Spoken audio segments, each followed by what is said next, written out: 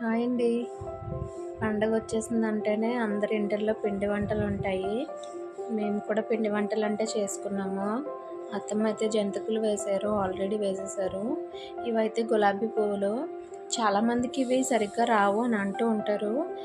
ఇదైతే మేము అది గులాబీ పువ్వులు వేసుకునేది ఆంటీకి తెలిసిన వాళ్ళ దగ్గర తీసుకొచ్చారనమాట, అత్తమ్మకి తెలిసిన వాళ్ళ దగ్గర. చాలా వచ్చాయి. అసలు గులాబీ పూలు వేయడం అంటే అత్తమ్మ చెప్పారు, అంతా మనం పిండి కలపడంలోనే ఉంటదంట. ఎంత బాగా మనం పిండిని బీట్ చేసుకున్నామంటే అంత బాగా గులాబీ పూలు అనేవి వస్తాయని చెప్పారు. తర్వాత ఇంకొకటి, అది వేడి చేసుకోవడంలో కూడా ఉంటుంది. బాగా వేడి చేసుకొని దాన్ని పిండిలో ముంచి తీసి అందులో పెట్టి జస్ట్ మనం అసలు ఇలా పుల్లతో ఇలా కూడా అనవసరం లేదు. అనుకున్నానే చాలా బాగా వస్తాయి. చూస్తున్నారు కదా, మాకైతే ఎంత బాగా వచ్చినాయి అంటే.